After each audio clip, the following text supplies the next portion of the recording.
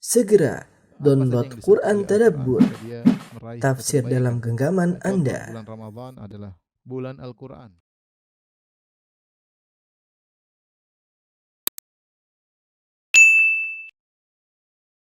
Bismillahirrahmanirrahim. Assalamualaikum warahmatullahi wabarakatuh.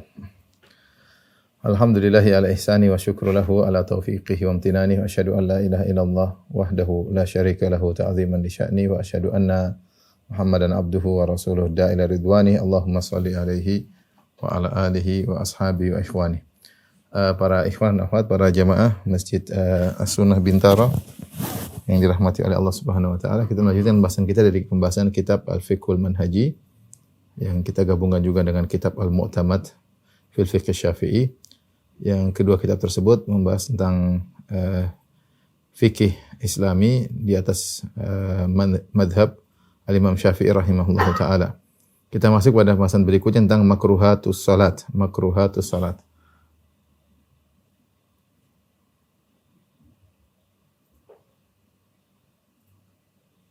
Yaitu perkara-perkara yang makruh. Yang makruh dalam salat. Dibagi dua oleh para ulama mazhab Syafi'iyah, dua model ya. Yang pertama adalah meninggalkan perkara yang disunahkan.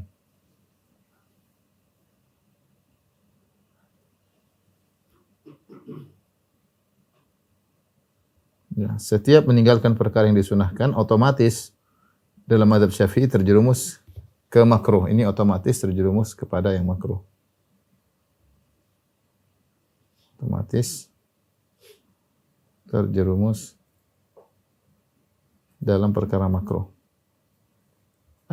Kita sudah membahas pada pertemuan lalu perkara-perkara yang sunnah banyak sekali, seperti kalau misalnya sunnah ketika takbiratul ihram mengangkat tangan ya. Kalau ada seorang takbiratul ihram tanpa angkat tangan, kita bilang makruh, berarti meninggalkan sunnah.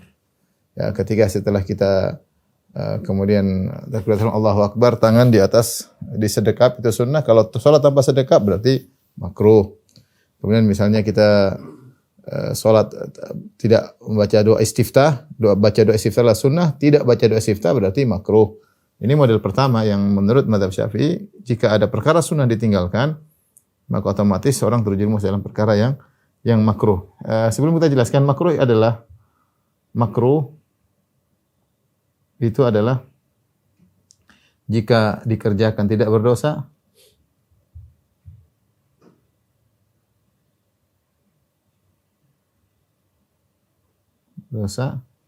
jika ditinggalkan karena menjalankan perintah Allah, karena Allah, ya, maka berpahala.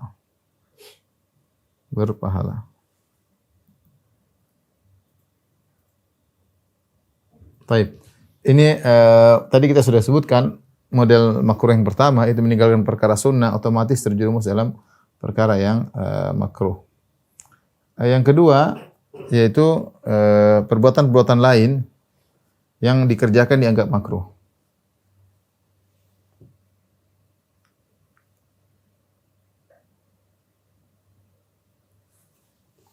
Selain yang sunnah-sunnah, ya, perbuatan-perbuatan lain selain meninggalkan sunnah-sunnah tadi yang jika dikerjakan maka makruh. Ada beberapa karena datang dalam hadis khusus, hadis-hadis atau nas-nas yang khusus melarang akan hal ini. Perkara-perkara tersebut ya, yang pertama adalah al-iltifat.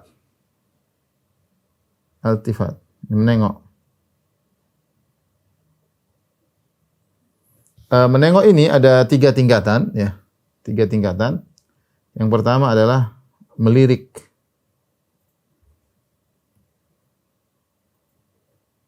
Melirik dengan mata. Yang kedua adalah menengok dengan merubah posisi kepala, yaitu menengok dengan menggerakkan leher.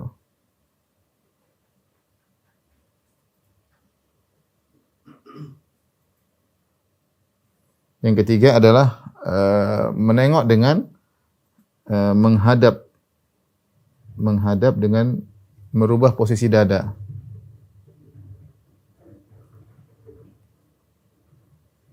Merubah posisi dada dari arah kiblat. Yang kedua ini, pertama dan kedua melirik ini 1, 2, 3. 1 dan 2 ya. Ini makruh. Jika tanpa ada kebutuhan. Jika tanpa keperluan. Kalau menghadap dengan merubah posisi dada, ini membatalkan. Bukan lagi makruh, ini membatalkan salat. Kenapa membatalkan salat? Karena di antara syarat salat adalah menghadap kiblat. Ketika dia memindahkan dadanya menghadap ke kiri atau ke kanan dari posisi kiblat, berarti batal salatnya, karena ada syarat yang hilang. Menengok bisa melirik dengan mata. Ini yang paling ringan, melirik dengan mata. Lebih parah menengok dengan menggerakkan kepala misalnya. Tapi dada tetap menghadap kiblat. Ya. Ini dua-duanya adalah makruh. Ya, tapi tidak membatalkan salat. Dalilnya akan hal ini riwayat Abu Dawud dan yang lainnya, anna Nabi sallallahu alaihi wasallam qala, bahwasanya Rasulullah SAW bersabda, la yazalullahu azza wa jalla muqbilan 'alal 'abdi fi sholati ma lam yaltafit. Senantiasa Allah Subhanahu wa taala menghadap sang hamba dalam salatnya selama dia tidak menoleh, ya. Fa idzal tafata insarafa anhu. Jika dia menoleh maka Allah meninggalkannya. Ini menunjukkan bahwasanya ketika seorang sedang beribadah, sedang salat, dia sedang fokus kepada Allah dan Allah sedang fokus kepada dia. Jika ternyata dia menoleh maka Allah akan meninggalkannya. Dan Nabi SAW juga pernah menjelaskan bahwasanya menoleh adalah ikhtilas, pencurian dari syaitan. Seorang yang menoleh yaltafit fi salat, maka Nabi SAW mengatakan huwa ikhtilasun yakhtalisuhu syaitan min salatil abdi. Itu adalah curian dengan cepat yang dilakukan oleh syaitan, mencuri dari pahala salat seorang hamba, ya. Hal ini iltifat, menengok, hukumnya makruh karena ini menafikan kekhusyuan. Ya, menengok karena ini berlawanan dengan khusyuk. Namanya khusyuk kita asalnya khusyuk adalah khusyuk hati dan khusyuk badan. Allah mengatakan qad aflahal mu'minun alladzina hum fi salatihim khashi'un. Sungguh beruntung orang-orang yang beriman yang dalam salat mereka khusyuk. Khusyuk asalnya dua-dua, khusyuk dalam batin dan khusyuk anggota tubuh ketika salat, itu menghadap ke depan. Ketika dia menghadap kanan, menghadap kiri, berarti telah memalingkan dari kekhusyuan, dan ini hukumnya makruh. Ya, namun tidak sampai membatalkan salat. Jadi Allah tadinya fokus, Allah meninggalkan dia. Akan tapi jika ada faktor yang membuat dia harus menengok, seperti misalnya kamuraqabati aduwin, seperti penulis berkata seperti mengawasi musuh, maka ini tidaklah makruh. Dalilnya dalam hadis riwayat Imam Abu Dawud dengan sanad yang sahih dari Sahal ibn al-Handhaliyah, dia berkata, thuwiba bis salat, yakni salatis subuh. Diiqamatkan salat, yaitu salat subuh. Faja'ala Rasulullah SAW yusalli wa huwa yaltafitu ila syi'ab. Ya, maka Rasulullah SAW salat subuh sambil nengok ke arah syi'ab. Syi'ab itu adalah jalan di antara dua gunung. Kenapa Rasulullah SAW nengok salat sambil nengok ke arah jalan? Abu Dawud berkata, wa kana arsala farisan ila syi'ab min al-lail yahrusu. Karena Rasulullah SAW tadi malam mengutus seorang pasukan berkuda untuk berjaga di jalan tersebut. Maka Rasulullah SAW ingin tahu kondisi penjaga tersebut yang Rasulullah SAW utus, ya, yang Rasulullah SAW tugaskan, ya. Ya, jadi ini adalah iltifat. Yang lebih ringan daripada itu, nengok dengan mata, ya. Itu pun kalau ada keperluan tidak jadi masalah. Menengok dengan mata tanpa harus leher bergerak, mata menengok ke kanan ke kiri. Ini ini juga makruh, tapi kalau ada keperluan juga tidak jadi masalah. Seperti dalam hadis dari Ali bin Syaiban radhiyallahu anhu, dia berkata, qadimna ala Rasulillah sallallahu alaihi wasallam fa shallaina ma'ahu. Kami datang menemui Rasulullah SAW, kami pun salat bersama Nabi sallallahu alaihi wasallam. Falamaha bima akhari ainihi rajulan la yuqimu sulbahu fi ruku' was sujud.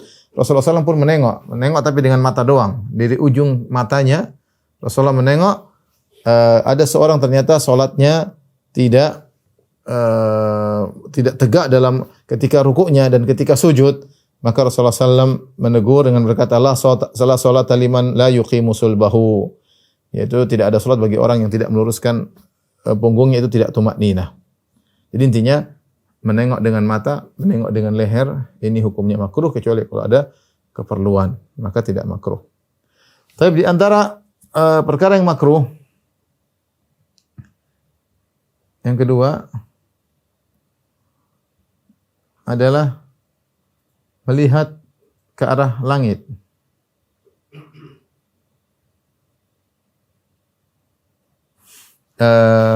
Kenapa? Ini menafikan kekhusyuan, menafikan kekhusyuan dan ketundukan.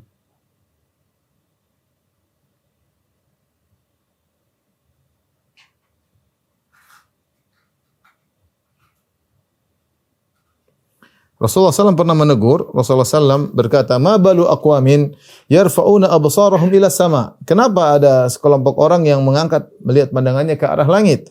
Fi salatihim, ketika dalam salat ya. Semaqal, kemudian Rasulullah SAW berkata, la yantahunna an dzalika, hendaknya mereka berhenti dari perbuatan tersebut, aw la tukhtafanna absarum, atau mata mereka akan disambar ya. Hadis riwayat Muslim. Dari Anas bin Malik, kemudian juga dari Jabir bin Samurah yang semisal ini, demikian dari Abu Hurairah radhiyallahu taala anhu.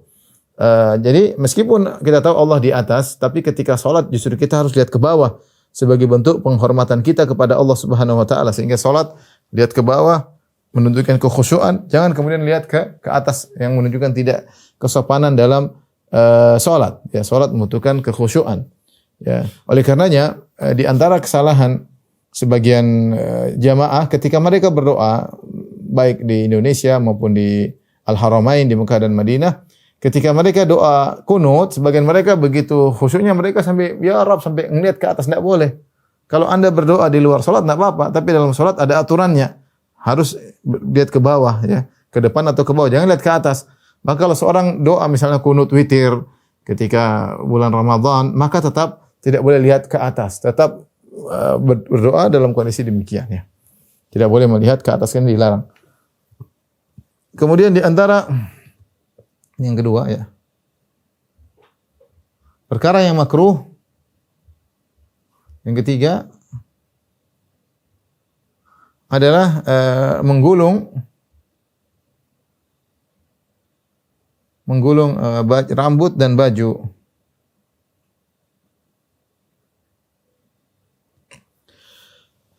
Al-Imam Al-Bukhari dan Imam Muslim meriwayatkan, dan ini lafal dalam Sahih Muslim dari Nabi sallallahu alaihi wasallam. Rasulullah SAW berkata, "Umirtu an asjuda ala sab'ati a'dhum." Aku diperintahkan untuk sujud di atas 7 tulang. Wala akuffa thawban wala sya'ran, dan aku tidak menggulung baju dan juga maksudnya tidak menahan baju dan juga tidak menahan rambut.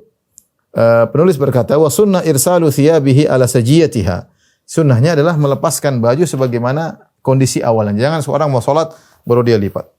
Beda kalau dari awal dia udah kerja memang sudah begitu, enggak ada masalah. Tapi kalau dia mau sholat, kemudian dia begini, ini di hukumnya makruh. Kenapa? Sebagian ulama mengatakan karena ini mengesankan adanya kesombongan, keangkuhan. Kita sholat aja, mau baju kena tanah enggak ada masalah ya. Tidak harus ini karena supaya enggak kotor kemudian dilipat, dilinting. Enggak, biarin aja baju jatuh. Ya sama dengan rambut pun demikian. Rambut pun demikian, ketika rambut maka dilepas biar terurai, jatuh ke tanah enggak ada masalah. Jangan kemudian diikat.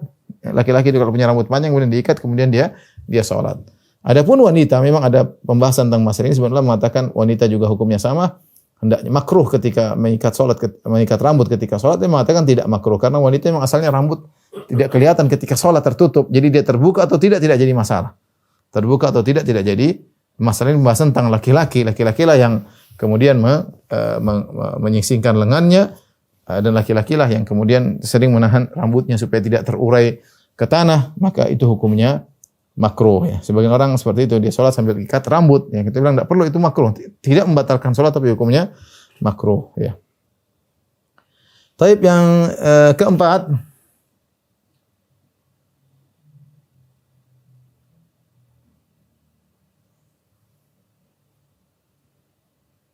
sholat ketika terhidangkan makanan.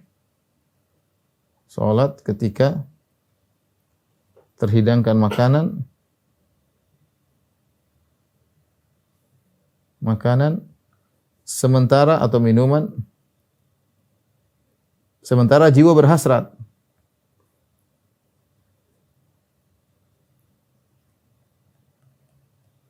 Sementara jiwa berhasrat. Ini sangat jelas zahirnya. Kenapa makruh? Karena ini bertentangan dengan kekhusyuan. Ini menafikan kekhusyuan karena ini menafikan kekhusyuan. Menafikan khusyuk. Kita salat adalah untuk khusyuk. Kata Allah, wa aqimis salata li dzikri. Dirikanlah salat untuk mengingatku, bukan untuk ingat makanan. Rasulullah SAW bersabda, "Idza wudi'a asya'u ahadikum wa uqimatis salat." Jika telah diletakkan makan malam kalian, kemudian sudah diikomatkan salat. Allahu Akbar, Allahu Akbar, asyhadu an la ilaha illallah Rasulullah. Apa kata Nabi? Fabda'u bil asya, maka makan malam dulu. Wala ya'jal hatta yafrugha minhu, dan janganlah dia terburu-buru. Makan biasa saja sampai selesai dari makannya. Kalau dia dapat salat alhamdulillah, kalau enggak ada masalah. Ya. Kata ulama Syafi'iyah mengatakan dengan syarat jiwanya berkeinginan, artinya dia lapar ya.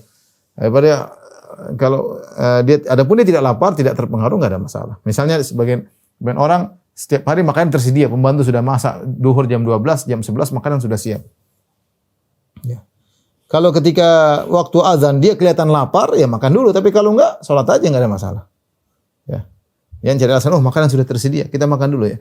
Enggak ya. Tergantung kata apakah jiwa berkeinginan atau tidak. Kalau tidak lapar, tidak berhasrat, enggak ada masalah karena ilahnya jelas. Sebabnya adalah supaya tidak mengganggu kekhusyuan. Sehingga kalau ada makanan kemudian kita pergi tidak mengganggu kekhusyuan, kita salat aja enggak ada masalah.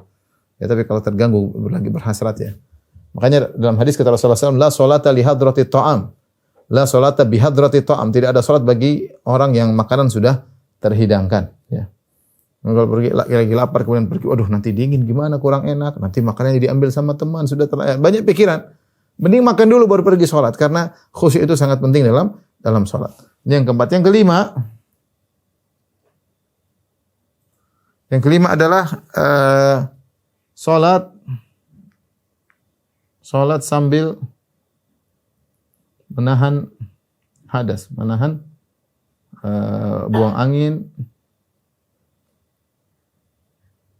atau BAB, menahan BAB atau menahan kencing.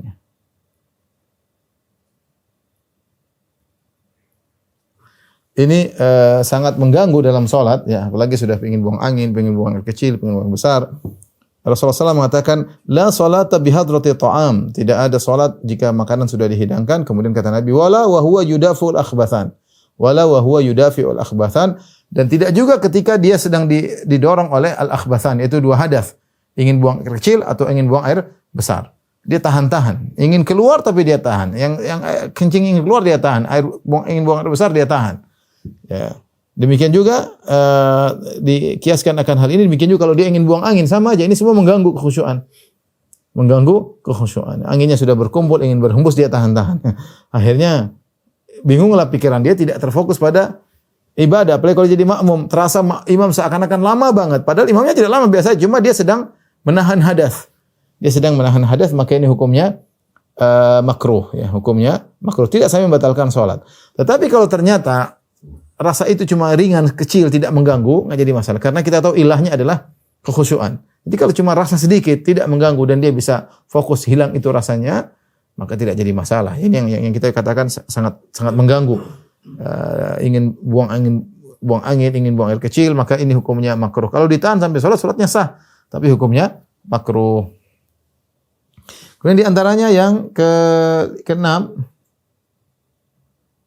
salat dalam kondisi ngantuk. Kata Nabi SAW, idza na'asa ahadukum wa huwa yusalli, jika salah seorang ngantuk dan dalam kondisi salat, falyarqud, hendaknya dia tidur hatta yadhhaba anhu an-naum, sampai hilang rasa ngantuknya.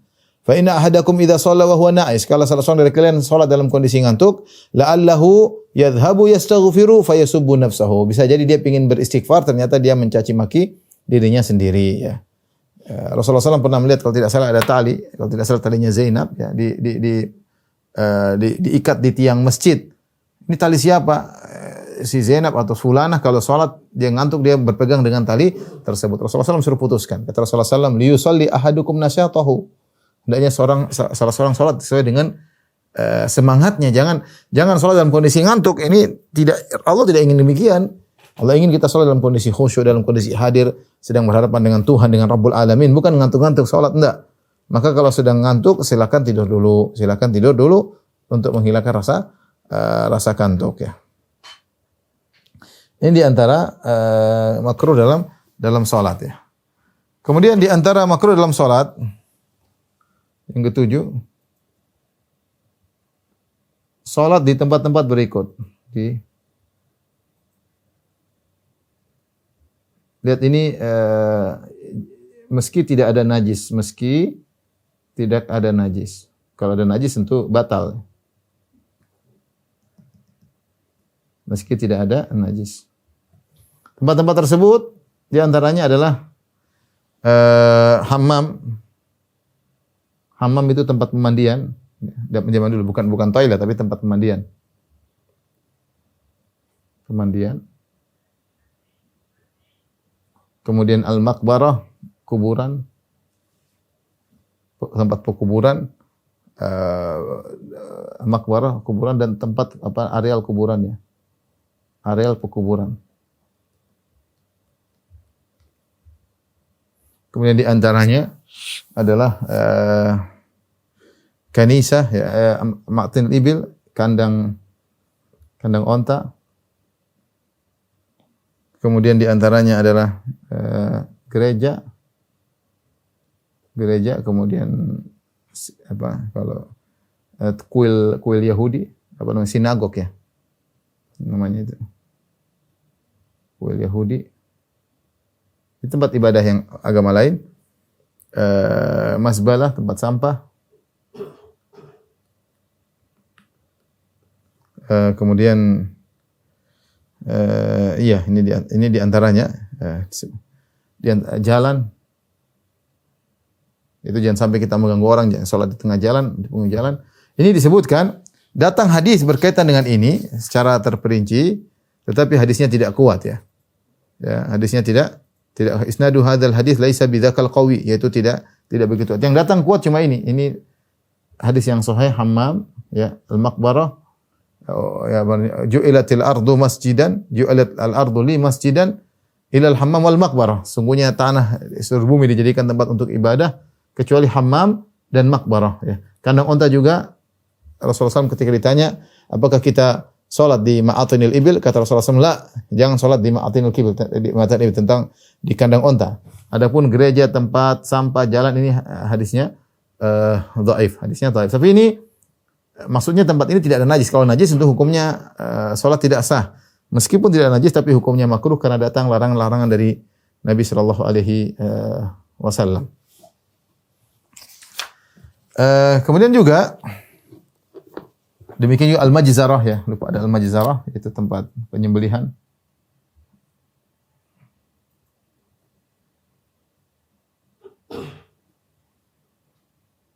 Ini juga hukumnya makruh. Taib, ada tambahan dari kitab Al-Mu'tamad, perkara yang makruh selain daripada yang 7 ini. Wadhu al-yad al-khasir, seperti gini, salat sambil begini, berkacak pinggang ya, juga tidak boleh. Di antaranya yang ke-8 ya.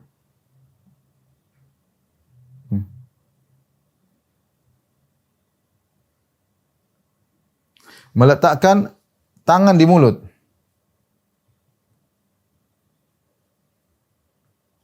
Itu menutup mulut, di mulut. Kecuali kalau ada perlu, ya tentunya. Kecuali kalau ada perlu. Nabi SAW mengatakan, atau dari Abu Hurairah radhiyallahu anhu, anna Nabi SAW naha an yughatti ar-rajulu fahu fi salat. Rasulullah SAW melarang seorang menutup mulutnya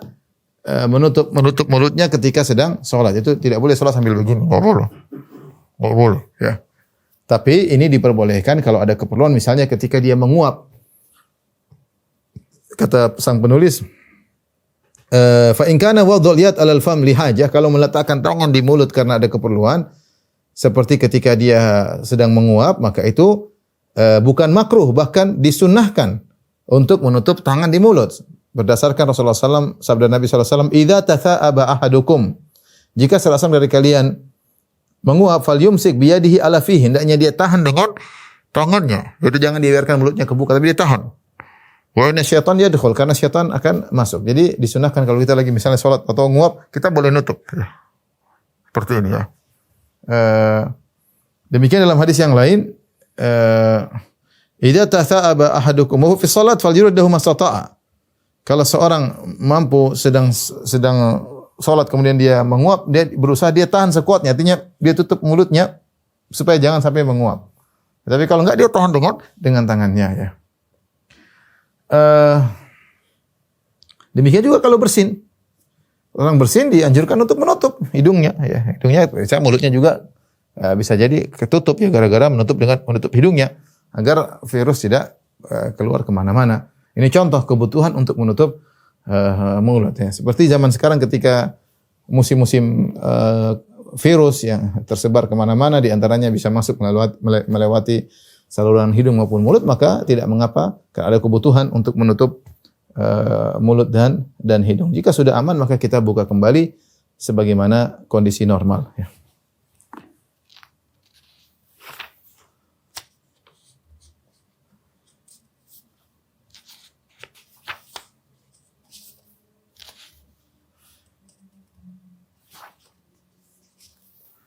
Di antaranya adalah tadi sudah kita sebutkan nomor 9, salat sambil berkaca pinggang, salat meletakkan tangan di pinggang. Ini juga tidak boleh. Yang 10 di antaranya salat sambil menyela-nyela jari. Tasbik. Seperti ini tidak diperbolehkan ya.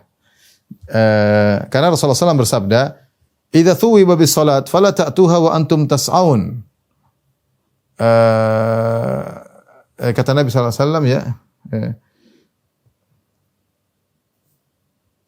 Itu Rasulullah SAW melarang tasbikul asabi', menyela-nyela jari. Bahkan Rasulullah SAW melarang ketika kita sedang berjalan menuju masjid. Kenapa kata Rasulullah SAW? Fa inna ahadakum idza kana ya'madu ila salat fa huwa fi salat. Karena seorang ketika berjalan menuju masjid dia sedang dalam kondisi salat. Makanya para ulama mengatakan seorang ketika sedang menuju masjid jangan dia tangannya begini.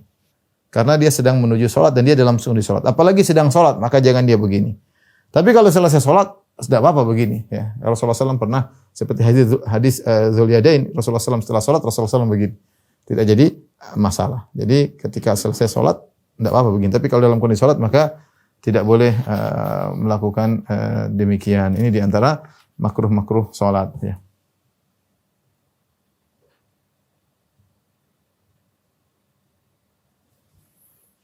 Baik.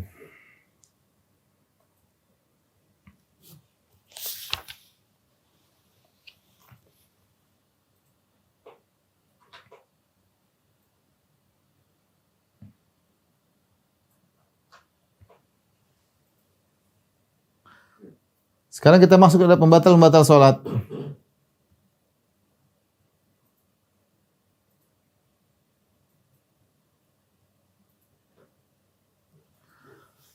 Pembatal-pembatal salat sebagaimana dibagi menurut dalam kitab Al-Mu'tamad ya. Dibagi menjadi 3 macam.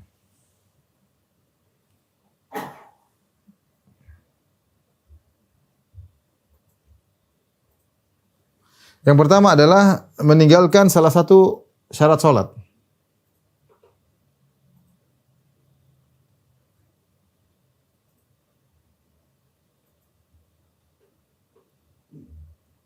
Nanti ada perinciannya. Yang kedua meninggalkan salah satu rukun salat.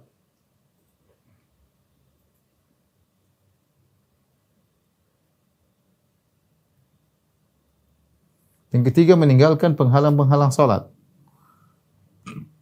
Meninggalkan salah satu dari penghalang-penghalang salat.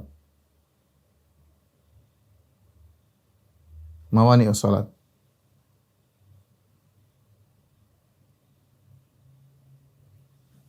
Jadi arkanus salat.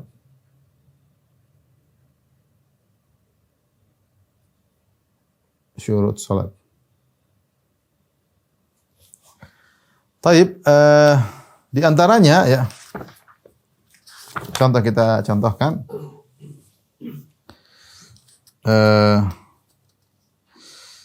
seperti terkena najis ya, meninggalkan salah satu syarat salat seperti apa? Badan atau baju terkena najis.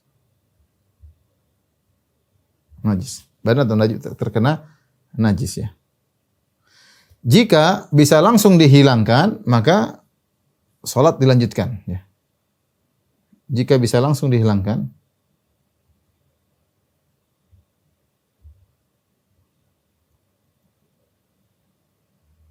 maka salat dilanjutkan. Jika tidak, maka batal.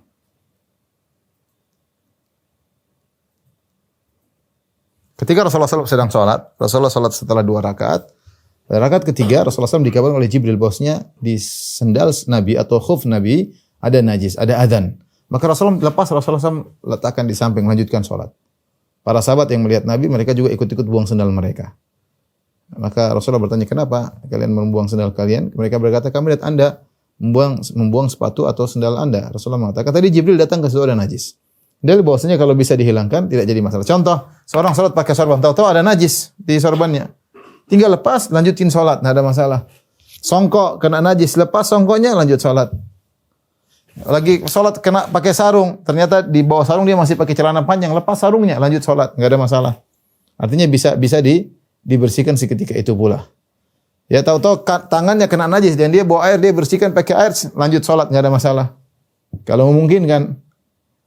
Tapi kalau ternyata tidak bisa dihilangkan, ya, maka batal salat karena di antara syarat salat adalah bersih dari najis, bersih dari najis. Ya. Contoh lagi misalnya yang kedua, terbuka aurat.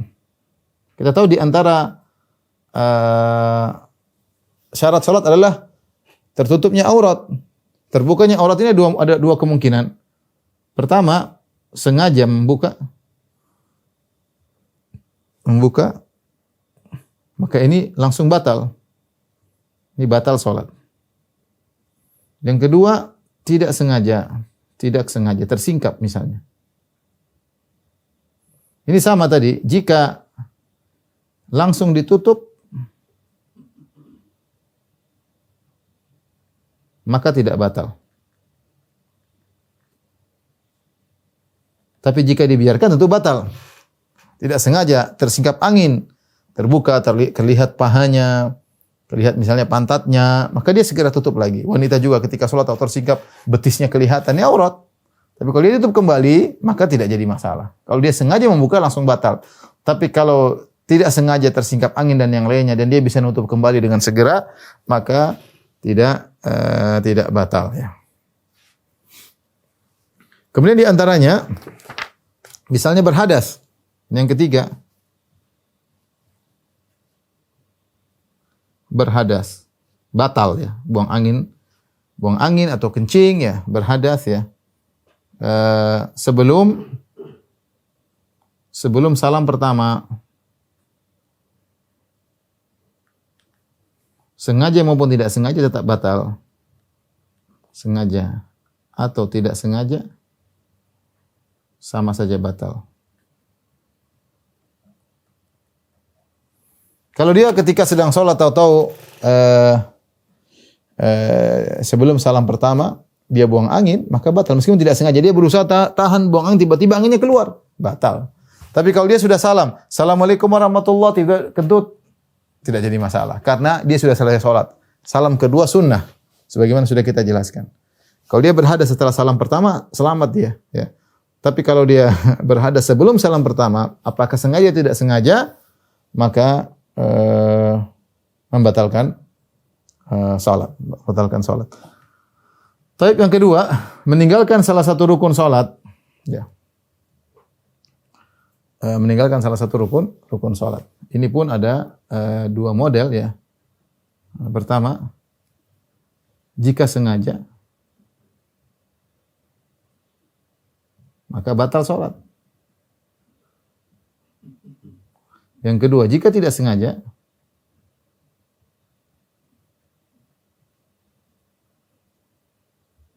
apa yang dilakukan? Ya, yaitu dia kembali kepada rukun yang ditinggalkan. Ini akan kita bahas juga dalam sujud sahwi. Ya, kalau dia tidak sengaja, misalnya dia lupa ruku langsung sujud, berdiri langsung sujud, ya maka dia harus kembali. Semua rukun-rukun yang semua kegiatan sholat yang dikerjakan ada rantai yang hilang, ya. Kan kita tahu namanya sholat itu habis berdiri ruku, habis ruku i'tidal, ya. Ternyata dia habis berdiri langsung sujud. Berarti kan ada rantai yang hilang. Rantai yang hilang itu adalah ruku dan i'tidal. Maka semua kegiatan sholat yang dibangun di atas rantai yang hilang, semuanya tidak dianggap. Maka dia harus kembali kepada bagian rantai yang hilang tersebut. Rantai yang hilang tersebut adalah dia ruku. Ya. Jadi ada seorang berdiri misalnya. Dia berdiri, dia langsung sujud. Padahal antara berdiri dan sujud ada dua rantai. Rantai ruku, rantai i'tidal. Dua mata rantai. Rantai ruku, rantai i'tidal. Maka setelah itu dia lanjut rakaat kedua, rakaat ketiga nggak dianggap. Kenapa? Dia semua kegiatan yang dibangun di atas rantai yang hilang, maka tidak dianggap. Rantai pertama yang hilang adalah ruku. Oleh karenanya ketika dia sadar dia lupa, dia harus kembali langsung ke ruku. Kembali kepada mata rantai yang hilang tersebut, yang ruku. Baru kemudian dia lanjutkan sholatnya. Semua yang sudah dilakukan tadi tidak dianggap. Dia kembali kepada ruku tersebut. Nanti dia sujud sahwi. Jika tidak sengaja, maka tidak batal. Dengan syarat, ya. Kembali lagi ke mata rantai yang hilang, ya. Ke rukun yang dia tinggalkan.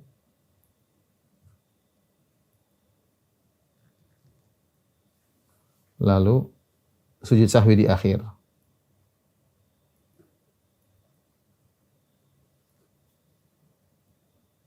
Baik. Yang ketiga,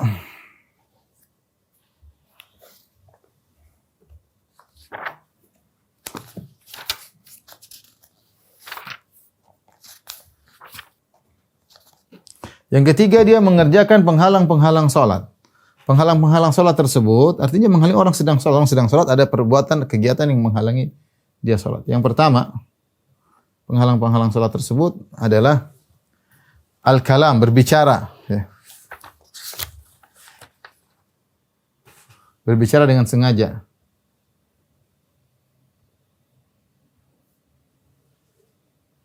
Itu berbicara yang ini bukan merupakan zikir, ya. Bukan Al-Quran, bukan zikir, bukan doa. Dia berbicara, entah berbicara kepada orang lain atau bicara sendiri, ngawur, sengaja, di luar dari pembahasan salat, maka ini batal salatnya. Imam Bukhari meriwayatkan dan juga Imam Muslim dari Zaid bin Arqam radhiyallahu taala anhu, qala kunna natakallamu fi sholati. Dahulu kami ketika salat kami saling ngobrol. Jadi awal-awal diwajibkan salat ada tahapannya. Di antaranya boleh ngobrol pertama. Yukallimu ahaduna akhahu fi hajatihi. Salah seorang dari kami ngobrol dengan temannya, ya. Dan subhanallah saya kalau dengar teman saya orang Amerika dia cerita sebagian orang muslim baru masuk Islam gitu. Mereka sholat, kemudian sholat kelamaan, mereka ngobrol dengan, lama sekali nih imamnya. Jadi mereka ngobrol, seperti orang baru masuk Islam. Jadi kita mungkin nggak bayangin, masa ada orang sholat sambil ngobrol? Ada. Teman saya dari Amerika, kalau saya tidak salah ingat, dia pernah cerita, sebagian orang yang baru masuk Islam, begitu, mereka imamnya terlalu lama, mereka ngobrol di belakang sambil sholat, ya. Ya, ini dulu pernah terjadi zaman para sahabat. Lagi sholat, ngomong satu dengan yang lainnya. Hatta nazalat hadhil ayah, ya. Sampai turun ayat ini, hafidhu ala salawati wa salatil wusta wa qumu lillahi qanitin. Ya, kata Allah wa qumu lillahi qanit, berdirilah dalam salat dalam kondisi khusyuk, ya, dalam kondisi tenang. Maka berbicara itu menafikan salat, ya. Menafikan salat. Karena salat itu kita berbicara dengan Allah, ini kita bicara dengan suatu yang lain, ini berarti penghalang salat, ya. Dalam hadis yang lain ketika Muawiyah bin Hakam As-Sulami radhiyallahu anhu salat, kemudian ada yang bersin dalam jamaah, ada yang bersin, kemudian mengucapkan alhamdulillah. Ini tidak jadi masalah. Alhamdulillah adalah ucapan zikir memuji Allah. Maka Muawiyah bin Hakam Al-Sulami membalas, dia mengatakan yarhamukallah, semoga Allah merahmatimu. Nah, perkataan yarhamukallah ini adalah berbicara bukan dengan Allah, berbicara dengan jamaah yang lain, yarhamukallah. Maka orang-orang semua melihat dia. Dia ngomong lagi, madza tanzuruna ilai? Kenapa kalian lihat aku? Ya. Malakum tanzuruna ilai? Kenapa lihat aku? Maka para sahabat mukul tangan di paha mereka. Akhirnya dia diam. Setelah selesai salat, Nabi tegur. Nabi berkata sallallahu alaihi wasallam, "Inna hadhihi salat la yasluhu fiha syai'un min kalamin nas." Salat tidak pantas untuk ada pembicaraan manusia. Innama huwa tasbih wa takbir wa qiraatul Quran. Hanyalah tasbih, takbir, qiraatul Quran. Di sini para ulama mengatakan berbicara membatalkan salat. Nah, bicara bagaimana yang membatalkan salat? Mereka mengatakan berbicara yang ada makna atau terdiri atas dua huruf. Ya. Ada makna atau terdiri atas dua huruf ya. Seperti mengatakan kum, lagi salat kum, artinya berdiri bahasa Arab. Ini dua huruf, qaf dan min. Kum, ini batal. Ini dua huruf yang atau satu huruf tapi dipahami. Misalnya qi, berdirilah. Atau qi jagalah. Atau i dari al-wa'i, dia itu pahamilah. Ini fi dari al-wafa, ini semua membatalkan. Qi, fi meskipun satu huruf tapi dipahami maknanya, maka ini juga membatalkan salat. Atau dua huruf seperti a, itu ngomong di luar salat. A itu dari hamzah dan hamzah. A tidak boleh ya. Atau au, itu juga alif dan waw. Ai, alif dan ya. Ini kata ulama Syafi'i ini semua membatalkan salat. Kalau sengaja, kalau tidak sengaja lain cerita. Tahu-tahu lagi digigit tahu-tahu digigit apa lagi salat, au, itu tidak batal karena tidak sengaja. Karena tidak sengaja.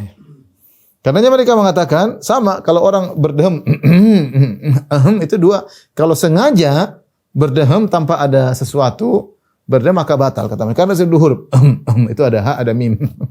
Ha besar mim ya, dua huruf. Ya.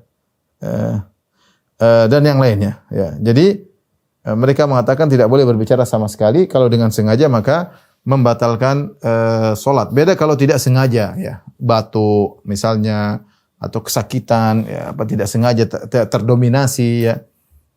Demikian juga tertawa membatalkan salat kata mereka. Tertawa dengan sengaja tanpa ada sebab membatalkan salat. Tapi kalau terdominasi orang tidak sengaja ketawa tidak kuat, ini terdominasi, maka ini tidak membatalkan salat, tidak membatalkan salat. Adapun senyum tidak membatalkan salat. Ya. Ini di antara mawani' salat. Di antaranya adalah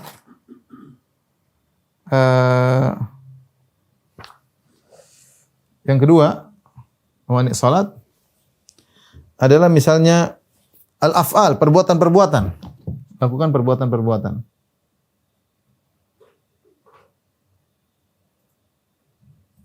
Perbuatan-perbuatan ini ada tiga kondisi. Yang pertama, perbuatan dari jenis salat. Dari jenis salat. Seperti ruku, berdiri, tapi tambahan. Ini tidak boleh. Siapa yang sengaja melakukannya, dia nambah rukuknya, batal. Rukuk 2 kali batal. Sujud 3 kali sengaja batal. Ya, ini karena menambah-nambah. Rakaat kelima, salat zuhur rakaat kelima sengaja batal. Tidak boleh. Ya. Ini dari jenis salat, gerakan dari jenis salat. Ya. Ini tidak diperbolehkan kecuali lupa, kecuali tidak tahu. Para ulama khilaf tentang bagaimana orang baca Al-Fatihah 2 kali. Bukankah ini menambah rukun dibaca 2 kali? Ada yang mengatakan batal, yang tidak, yang zahirnya tidak batal. Ya karena dia bukan gerakan, dia cuma zikir. Sama dengan seorang baca surat 2 kali. Habis baca Al-Fatihah, baca zalzalah, idza zulzilatil ard 2 kali juga tidak jadi masalah. Al-Fatihah terkadang tidak disunahkan baca 2 kali, namun terkadang seorang ragu sehingga dia baca Al-Fatihah 2 kali dan itu tidak boleh ya, asalnya cukup sekali. Kalau dia sengaja 2 kali tidak membatalkan salat. Tidak membatalkan salat karena bukan tambahan gerakan, tapi cuma bacaan.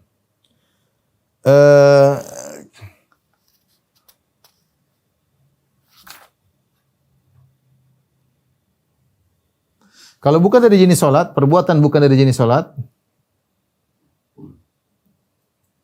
bukan dari jenis salat,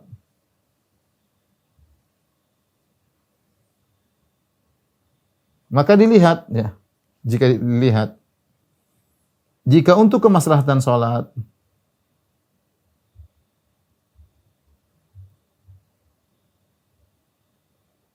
maka tidak mengapa. Demikian juga jika untuk kebutuhan, ada keperluan mendesak,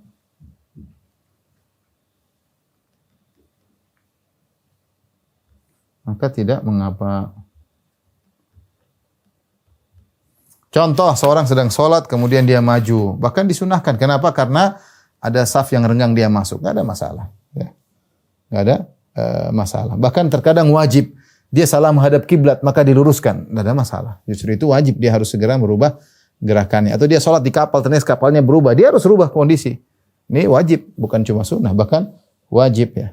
Kalau ada keperluan, contohnya Rasulullah SAW yusalli wa huwa hamilu Umamah bintu Abil As. Rasulullah SAW sholat sambil menggendong cucunya Umamah bintu Abil As. Kalau Rasulullah SAW berdiri, idza sajada wada'aha Rasulullah SAW sujud, Rasulullah SAW taruh, Rasulullah sujud.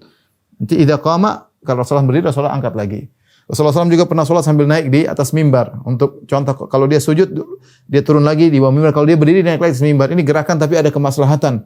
Tidak jadi masalah. Rasulullah SAW juga pernah sholat membukakan pintu buat Aisyah radhiyallahu ta'ala. Berarti jalan, buka pintu, mundur lagi sholat. Ini tidak jadi masalah. Ada keperluan ya. Ini tidak dibahas. Yang dibahas adalah, ini yang jadi poinnya adalah, jika tidak ada keperluan. Nah ini, di sini Syekh Muhammad Az-Zuhaili membagi ada dua. Dia mengatakan gerakan ringan tidak membatalkan sholat.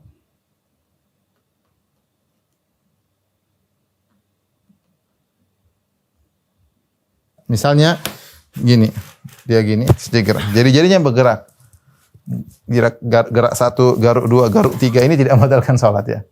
Tidak membatalkan sholat. Atau dia begini. Atau begini. Tanpa, artinya gerakannya tidak. Beda kalau dia begini. Dia mukul. Nah itu gerakan berat. Gerakan besar. Ada gerakan ringan tidak ada pengaruh. Cuma dia makruh ya. Gerakan tidak perlu. Tapi kalau gerakannya, ya disebutkan di sini ya. Dia disebut harakatul khafifah. Mutawaliyah meskipun berturut-turut tidak membatalkan sholat. Katahrikul asabi. Seperti begini. Atau menggerakkan kaf. Menggerakkan ini. Jari-jari bergerak ya. Atau ketika dia tasyahud dia gerak-gerak begini ya. Ini tidak jadi masalah. Ya. Atau ketika dia melihat mushaf matanya bergerak-bergerak begini kanan kiri ketika sholat, ini semua tidak jadi masalah. Terkadang dia buka lembaran Al-Qur'an sesekali. Dia contohkan ini perkara-perkara disebut dengan al-harakatul khafifah, tidak jadi masalah. Ya, dia sebutkan sumbernya ada Al-Minhaj, Mughnil Muhtaj, Al-Muhadzab dan seterusnya. Adapun yang membatalkan yaitu gerakan-gerakan yang besar yang benar-benar nampak gerakan tapi syaratnya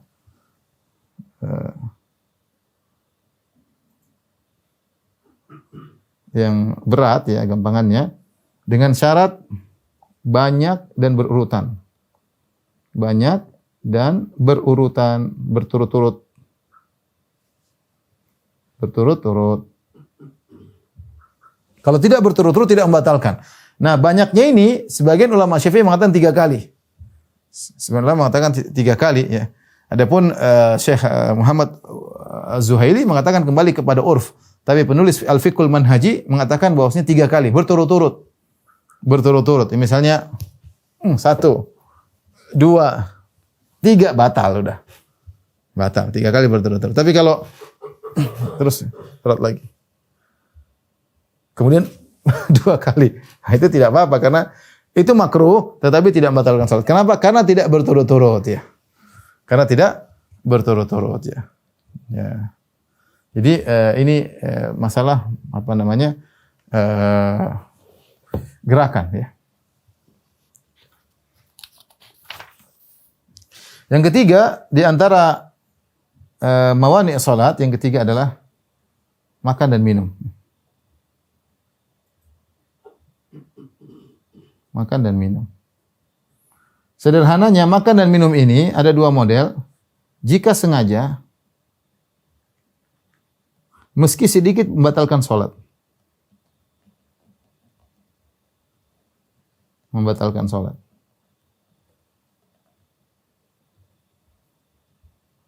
Jika banyak, jika tidak sengaja, ketelan misalnya, kata mereka, jika jumlah yang ditelan totalnya seukuran biji humus, ya. Humus kacang-kacangan. Kalau makanan kita sering makan di restoran Syam, ada hummus enak, warna coklat itu enak ya. Maka batal. Kalau kurang daripada itu dimaafkan, ya, dimaafkan. Ini di antara pembatal-pembatal salat. Saya lupa tadi di antara masalah rukun, misalnya syarat, yang ketiga berhadas sebelum salam, yang keempat misalnya sengaja berpaling dari arah kiblat. Ya, seperti kita sebutkan dengan dada berpaling itu juga membatalkan membatalkan salat. Yang kelima misalnya berniat untuk berazam untuk batal. Untuk batal. Saya mau batal, berarti batal. Kalau dia berazam untuk batal. Atau dia niatnya dia mengatakan kalau datang si fulan saya batalin salat. Ternyata datang si fulan, salatnya batal. Ini semua batal salat. Baik, jadi kita ulangi lagi. Kita bilang pembatal salat ada 3, kita klasifikasikan. Ada berkaitan dengan meninggalkan salah satu syarat salat, ya seperti badan kena najis, atau pakaian kena najis, atau terbuka aurat, atau berhadas sebelum salam, atau sengaja berpaling dari kiblat, atau berniat berazam untuk batal. Berkaitan batal salat juga yang kedua adalah meninggalkan salah satu rukun. Ya, kalau sengaja maka batal, kalau tidak sengaja harus kembali. Kalau tidak kembali maka batal. Kemudian meninggalkan salah satu penghalang salat. Penghalang salat ada 3 di sini disebutkan, berbicara dengan sengaja. Yang kedua melakukan perbuatan-perbuatan sudah kita perinci. Yang ketiga adalah makan dan minum. Wallahu a'lam bishawab. Mungkin demikian saja rekan-rekan yang rahmati Allah Subhanahu wa taala kajian kita pada malam hari ini. Insyaallah kita lanjutkan pekan depan tentang sujud sahwi. Aku ulangi, mohon maaf, wabillahi taufiq wal hidayah. Assalamualaikum warahmatullahi wabarakatuh.